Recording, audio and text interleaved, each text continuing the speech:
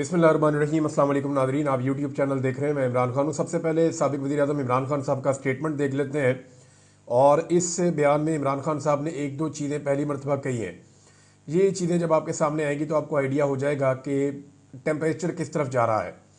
इमरान खान का स्टेटमेंट, उनके अपने अल्फाज, उनकी अपनी ज़ुबान, उनका अपना ट्विटर। वो ये कहते हैं कि अर्दली हुकूमत जुडिशल कमीशन के क़याम से मुसलसल इसलिए भाग रही है क्योंकि ये जानते हैं कि 9 मई का वाक़या खुद एस्टेब्लिशमेंट ने करवाया था। एस्टेब्लिशमेंट ने खुद आग लगाकर सीसीटीवी फुटेज गायब कर दी। मेरा अदालत से अगवा किया गया और किया ही इसलिए गया था क्योंकि इनको रद्द-ए-अमल का अंदाज़ा था और अवाम के जज्बात से खेल कर उन्होंने अपना मकसद पूरा करना था। एक पुरअमन एहतजाज को अपने बंदे शामिल करवाकर फॉल्स फ्लैग ऑपरेशन में तब्दील कर दिया गया। 9 मई की आड़ में मेरी लीडरशिप और कारकुनान समेत हज़ारों लोगों को अगवा किया गया और तशद्दुद का निशाना बनाया गया। अगवा बराए बयान की रवायत डालकर लोगों से ज़बरदस्ती तरीके इंसाफ छुड़वाई गई। हमारे 16 अफराद शहीद और 4 अफराद को माजूर कर दिया गया। सब जुल्म हमारे साथ करके हम पर ही मुकदमात बना दिए गए। 9 मई का सारा ड्रामा तरीके इंसाफ को कुचलने के लिए रचाया गया ताकि लोग डर कर तरीके इंसाफ को छोड़ जाएं। 9 मई के बयानिए का धड़न तख्ता तो 8 फरवरी के इंतखाबात में हो गया था, जब तमाम तर पाबंदियों के बावजूद तरीके इंसाफ ने क्लीन स्वीप किया। इंतखाबात मुलतवी करने की वजह भी यही थी कि झूठा प्रोपेगेंडा करके अवाम को तरीके इंसाफ से बदजन किया जाए, मगर ये इसमें नाकाम रहे। 26 नवंबर भी इसी मकसद के तहत किया गया ताकि निहत्ते पुरअमन मुजाहिरीन को गोलियां मारकर खौफ व हरास पैदा किया जा सके और अवाम को उनकी आवाज़ बुलंद करने से रोका जा सके।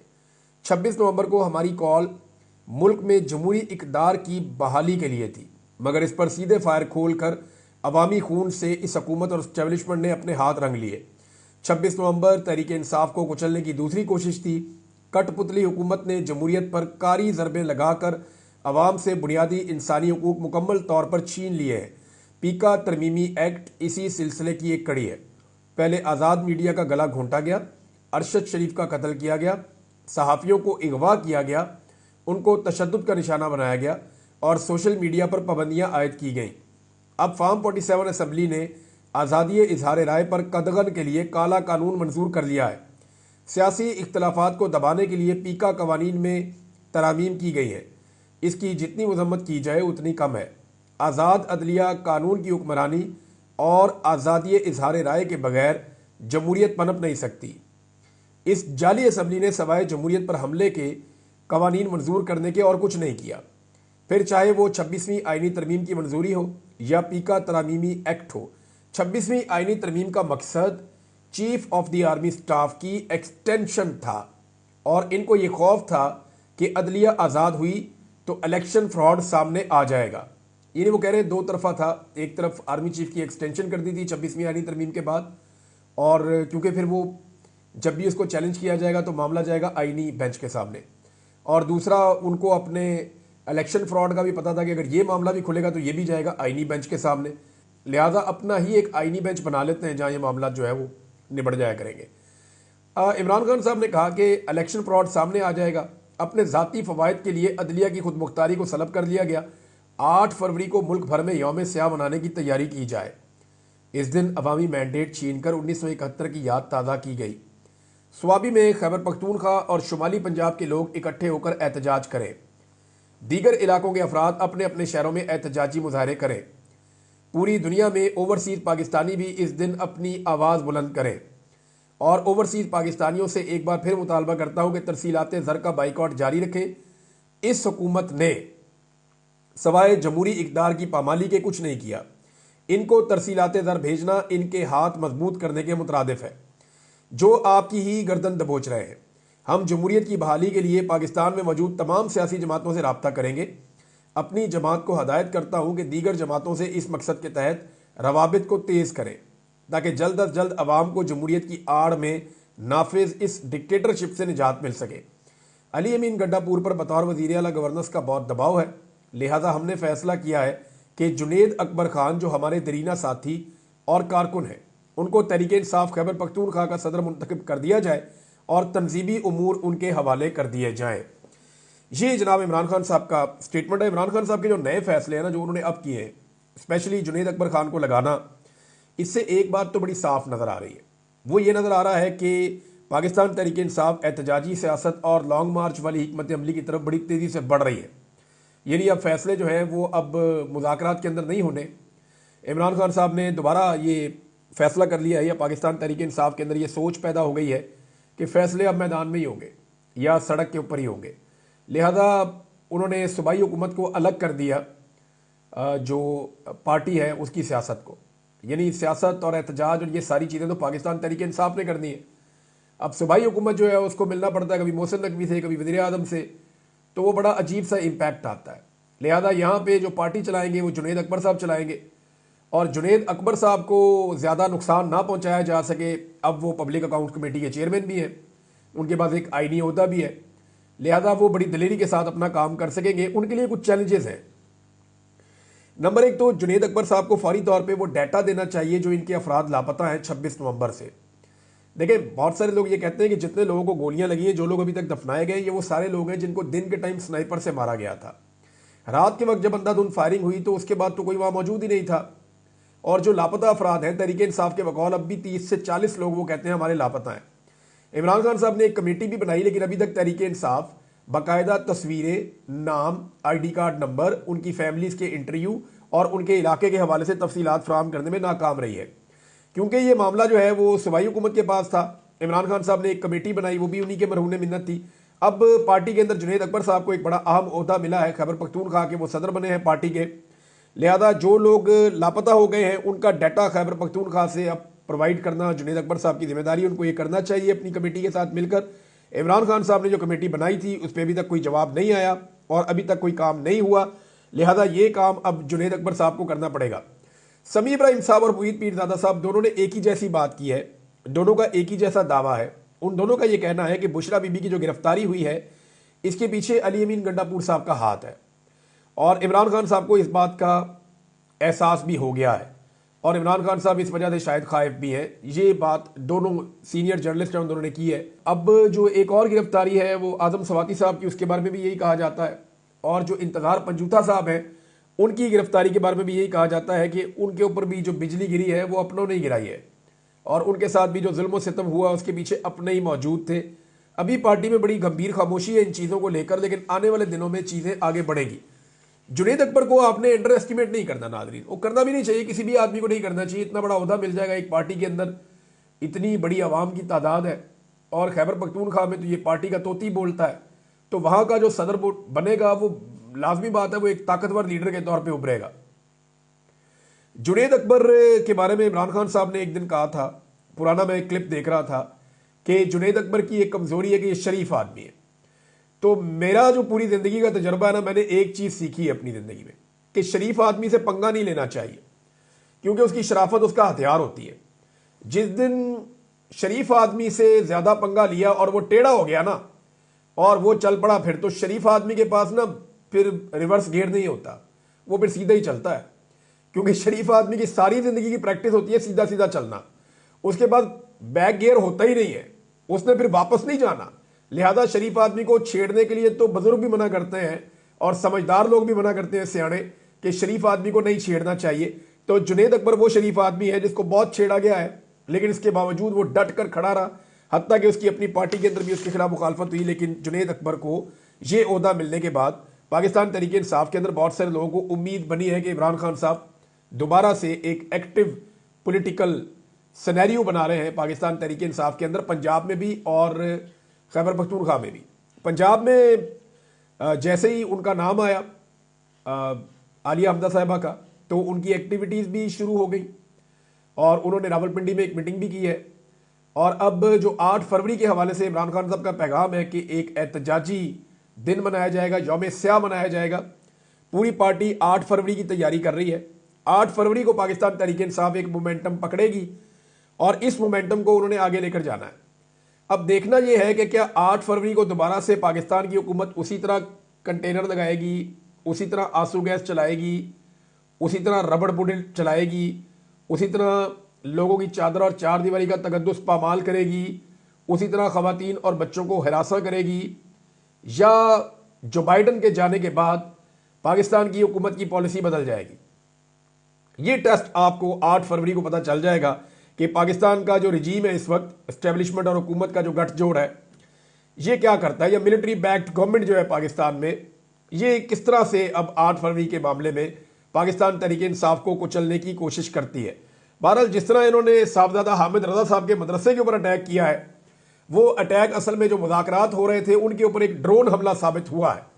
ये बात जो है अली मोहम्मद खान साहब ने भी की है और ये ऑब्वियस है, यानी कॉमन सेंस की बात है कि जब मुज़ाकरात चल रहे हैं तो जो शख्स मुज़ाकराती कमेटी का हिस्सा है और उसके अंदर एक बड़ा की रोल है उस आदमी का, आप उसके वो प्रेस कॉन्फ्रेंस करना चाहता है, आप पुलिस का भारी नफरी भिजवा के एक छापा मार देते हैं, तो इसका मतलब यह है कि आप नहीं चाहते कि मुज़ाकरात आगे चले। और वो छापा पड़ा है फैसलाबाद में जहां मरियम नवाज की हुकूमत है। तो मरियम नवाज और नवाज शरीफ तो घर बैठ के प्लान करते हैं ना कि आज क्या करना है, लिहाजा मियां नवाज शरीफ साहब को ये मुज़ाकरात सूट तो करते नहीं है, क्योंकि इस छापे से पहले शहबाज शरीफ, नवाज शरीफ और मरियम नवाज की एक मीटिंग भी हुई थी, जो रिपोर्ट भी हुई थी छुट्टी वाले दिन, और उसके बाद फिर ये छापा पड़ गया और उस छापे के बाद जो है मुज़ाकरात फारिग हो गए। अब मौजूदा हुकूमत भी इस वक्त मोहसिन नकवी के दौरे अमेरिका को डिसओन कर रही है।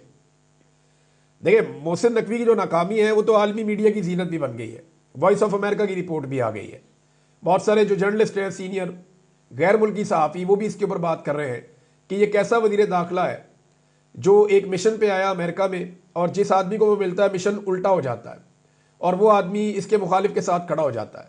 इमरान खान को किसी से बात करने का मौका नहीं मिल रहा, लेकिन इमरान खान के मुखालिफिन जो हैं वो बात करने के बावजूद भी नाकाम हो रहे हैं और ओवरसीज पाकिस्तानियों को कामयाबी हो रही है। अभी एक प्रोग्राम और हुआ पाकिस्तान तहरीक इंसाफ का और अमेरिका में, जिसमें मुईद पीरज़ादा को मैंने सुना, वजाहत साहब को सुना, मैंने डॉक्टर शहबाज गिल को सुना, और उसमें कुछ गैर मुल्की और कुछ तंजीमें थी इंसानी हकूक़ की और कुछ ओवरसीज़ पाकिस्तानी थे। तो वो बड़ी तेज़ी से अमेरिका में अपने प्रोग्राम कर रहे हैं। आने वाले दिनों में अमेरिका से 2 सरप्राइज़ आपको मिलने वाले हैं। एक सरप्राइज़ आपको जल्दी मिल जाएगा, यानी आप ये समझें कि अगले 10-12 दिन के अंदर, और दूसरा सरप्राइज़ आपको लगभग 1 महीना लग जाएगा। लेकिन वो सरप्राइज़ इतना तगड़ा है कि पाकिस्तान की एस्टेब्लिशमेंट के और हुकूमत के जो है वो एक दफ़ा फिर कांपे टांग जाएगी और उनके लिए मुसीबत बन जाएगी। ट्रंप ने कुछ इकदाम किए हैं। एक तो अच्छा, मैं आपको बता रहा था कि हुकूमत ने डिसोन कर दिया है, यानी इरफान सिद्दीकी साहब कहते हैं जी अपनी मर्जी से गए, मोहसिन नकवी साहब 80 किला भेजा है, यानी मोहसिन नकवी साहब का वो कहते हैं जी टिकट भी अपनी मर्जी से लिया है, खुद ही गए हैं, खुद ही जाके वो प्रोग्राम्स के अंदर शिरकत कर रहे हैं। हुकूमत उनको डिसोन कर रही है क्योंकि इतनी बड़ी तौहीन और बेइज्जती जो हुई है अमेरिका में, हुकूमत उसको ओन कर नहीं सकती। दूसरा, ये जो एक ब्लंडर किया है इन्होंने बहुत बड़ा कि एक ऐसी तंजीम के प्रोग्राम में चले गए जो बहुत ज़्यादा चाइना के खिलाफ है, तो चाइना का उस पर रद्दअमल है। अब रद्दअमल आना भी चाहिए उनका, पैसे आप चाइना से लेते हैं, जाके आप चाइना के खिलाफ ही प्रोपेगेंडे के अंदर शामिल हो जाते हैं।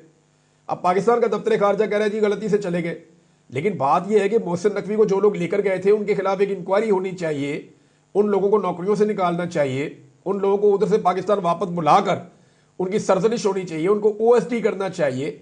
उन्हें पूछा जाना चाहिए कि आपने एक मुल्क के साथ पाकिस्तान के ताल्लुकात पर बात करके रख दिए जिनके हमने 100 अरब डॉलर के करीब हमने उनकी इन्वेस्टमेंट करवाई हुई है पाकिस्तान में, हमने उनसे उधार ले लेके अपना अकाउंट भरा हुआ है, और आपने उसी मुल्क के खिलाफ प्रोपेगेंडा करवा दिया। अब मोहसिन नकवी को तो चले नहीं पता था, उसके पास इतना नॉलेज नहीं था या उसको इतनी समझ नहीं थी, नालायकी आप समझ लें कि वो चला गया। लेकिन मामला ये है कि जो लोग मोहसिन नकवी को लेकर गए उनका दिमाग काम नहीं कर रहा था, उन्हें नहीं पता था कि हम उससे क्या करवा रहे हैं। तो डैमेज तो जो होना था वो हो गया है। दूसरी जानिब अमेरिका की नई पॉलिसी ने ना पूरी दुनिया के अंदर एक खलबली मचा दी और पाकिस्तान के लिए भी इसमें बड़ा सीरियस इशू है। अमेरिका ने दुनिया भर के लिए फौजी और सिविल इमदाद को बंद कर दिया है और अगले 90 दिन तक वो कह रहे हैं जी कोई फौजी और सिविल इमदाद हम नहीं दे रहे। अब पाइपलाइन में जो पैसा पड़ा हुआ है, जो बहुत जरूरी जगह है, वहां पर वो चला जाएगा ह्यूमैनिटेरियन ग्राउंड्स के ऊपर। बहरहाल वो फौजी और सिविल इमदाद उन्होंने बंद कर दी है अगले 90 दिन के लिए। ट्रंप ने दुनिया भर की जंगों में इस्तेमाल होने वाले जो अमरीकी अखराजात हैं उनके ऊपर बंद बांधने का फैसला किया है। ट्रंप अब ये कहता है जनाब जिन्हें जंग लड़नी है अपनी जंग आप लड़ो, यानी उन्होंने यूक्रेन को भी कह दिया कि अगर आपने लड़ाई लड़नी है तो अपने खर्चे पे लड़े। उन्होंने यूरोप को भी पैगाम दिया है, उनके लिए भी एक बड़ा धचका है कि जनाब अपनी लड़ाई खुद लड़ो, क्योंकि नेटो के अंदर सबसे बड़ी इन्वेस्टमेंट अमेरिका की होती है और अमेरिका ही सबकी प्रोटेक्शन की जिम्मेदारी लेता है। लेकिन डोनाल्ड ट्रंप ने मॉडल तब्दील किया कि जनाब सारे पैसे खर्च करें, खाली अमेरिका का पैसा नहीं लगना चाहिए। अब 90 दिन तक के लिए ये असेसमेंट करेगा अमेरिका। अमेरिका की जो नई गवर्नमेंट है 90 दिन तक इन्होंने इमदाद बंद कर दी है, फौजी और सिविल। अब 90 दिन तक ये असेसमेंट करेंगे कि किसके साथ जरूरी है और किसके साथ गैर जरूरी है, यानी कहां पे इमदाद देनी है वो जरूरी होगी और कहां पे नहीं देनी जो गैर जरूरी है। और माजी में कहां कहां पे गैर जरूरी इमदाद दी गई है उनका ऑडिट करें, उनसे चेक करें जनाब हमने आपको इमदाद दी, आपने किया क्या है।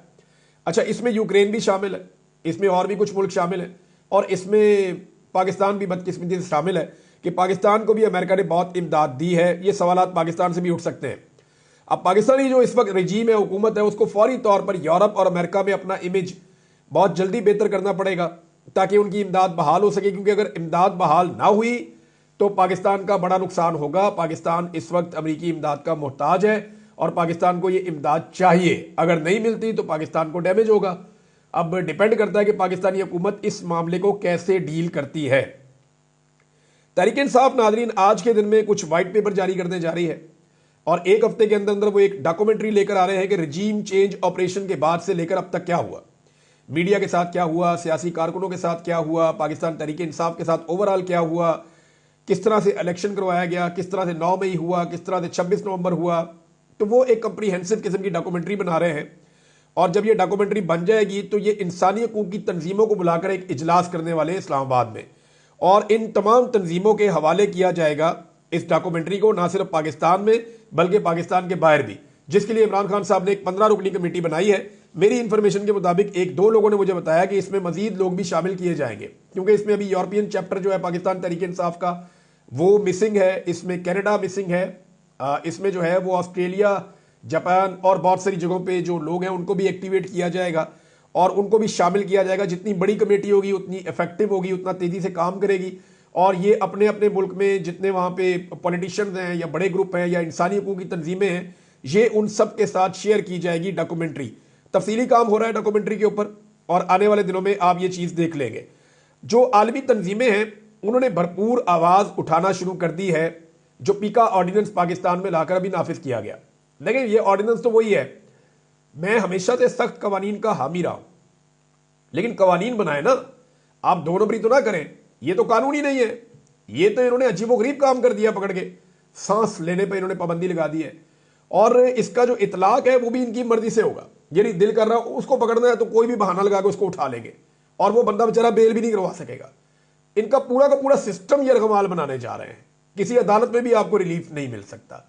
तो इसलिए सहाफती तंजीमें जहां आवाज़ उठा रही हैं, आलमी तंजीमें जहां आवाज़ उठा रही हैं, वहीं एमनेस्टी इंटरनेशनल का एक स्टेटमेंट आया है, इंसानी हकूक कमीशन का एक स्टेटमेंट आया है, फ्रीडम नेटवर्क का एक स्टेटमेंट आया है और 1 दर्जन भर और तंजीमें हैं जिन्होंने इसके बारे में बातचीत शुरू कर दी है। पीका ऑर्डिनेंस की हुकूमत ले तो आई है, लेकिन इनके गले की हड्डी बन गई है और आने वाले वक्त में ये इन्हीं के खिलाफ इस्तेमाल होगा। ये हो ही नहीं सकता कि कोई गड़ा खोदे और वो उस गड़े के अंदर खुद से ना गिरे। ये मैंने होता हुआ नहीं देखा कभी, ये फिर ये ऐसे ही होगा। IMF ने एक दफा फिर पाकिस्तान को डू मोर कह दिया है और 3 शोबों के उन्होंने कहा जी, पानी के शोबे में, तवानाई के शोबे में और ये जो रेवेन्यू कलेक्शन है या महसूलात आप इकट्ठे करते हैं, टैक्स कलेक्शन, इसके अंदर मजीद इस्लाहात लेकर आए। यानी अब मजीद इस्लाहात के नाम के ऊपर मजीद महंगाई आएगी और जब मजीद महंगाई आएगी तो ये हुकूमत और टिकटॉकर्स खड़े होकर ये कहेंगे देखें जी महंगाई कंट्रोल हो गई है, महंगाई कम हो गई है। ये महंगाई कम नहीं होती, महंगाई के बढ़ने की शरह कम हो जाती है। यानी पहले 40% की शरह से बढ़ रही थी, अब 10% की शरह से बढ़ रही है, लेकिन बढ़ रही है, कम नहीं हो रही। मवाजना करना है तो ऐसे करना चाहिए कि इमरान खान साहब के दौर में फलां चीज़ की कीमत क्या थी और आज फलां चीज़ की कीमत क्या है। नाज़रीन, जस्टिस मंसूर अली शाह साहब ने एक खत लिखा है और ये बड़ा इंपॉर्टेंट है। मैंने आपको 1-2 चीज़ें और बतानी है, वो भी बड़ी अहम है, लेकिन पहले जस्टिस मंसूर अली शाह साहब का जो लेटर है वो आप देख लीजिए।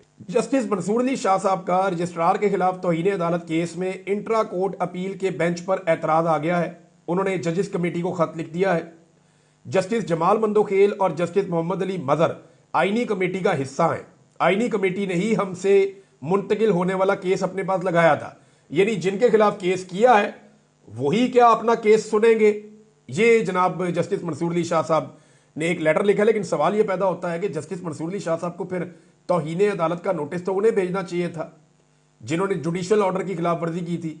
जब आप एक कमज़ोर फैसला करते हैं और एक एडमिनिस्ट्रेटर, एक ओहदेदार को आप पकड़ते हैं और जजेस की आप बात ही नहीं करते या आप उन्हें एक्सपोज ही नहीं करते, तो जब आप कमज़ोर तरीके से चलेंगे अदालत में तो फिर तो यही होगा जो मंसूर अली शाह साहब के साथ हो रहा है। पहले भी मंसूर अली शाह साहब ने कई ऐसे काम किए जिसमें वो इंतजार करते रहे कि शायद खुद ही इंसाफ हो जाएगा, लेकिन यह इंसाफ होता नहीं है, इंसाफ लेना पड़ता है। शोएब शाहीन साहब ने बताया कि सलार खान काकड़ को नमाज पढ़ने की भी इजाज़त नहीं दी जाती जेल में। वजू करने के लिए, सेल से बाहर निकलने के लिए और वॉशरूम जाने की भी उनको इजाज़त नहीं मिल रही। अब अंदाज़ा करें आप किस तरह का जुल्म और जबर किया जा रहा है। ये सालार खान काकड़ जो है बलूचिस्तान के नौजवान है, वहाँ से इलेक्शन जीतते हुए फार्म 45 के मुताबिक, लेकिन जाली फार्म 47 पे इनके मुखालिफ को जितवा दिया गया, जिसके वोट इनसे नहायत कम थे। अब सालार खान काकड़ जो है वो बलूचिस्तान से एहतजाज करने आए थे, और ये सियासी कारकुन है, ये हथियार उठाकर नहीं आ रहे, ये सियासी कारकुन है, नारा लगा रहे हैं, प्ले कार्ड उठा रहे हैं, एहतजाज कर रहे हैं। ये रिट ऑफ द गवर्नमेंट को भी मानते हैं। ये वो लोग हैं जो जमहूरियत में बिलीव करते हैं, लड़ाई में बिलीव नहीं करते। तो जो नौजवान जमहूरियत के साथ खड़े हैं, उनके साथ भी रियासत अगर वही सलूक करेगी तो रियासत बलूचिस्तान में पैगाम क्या देना चाहती है।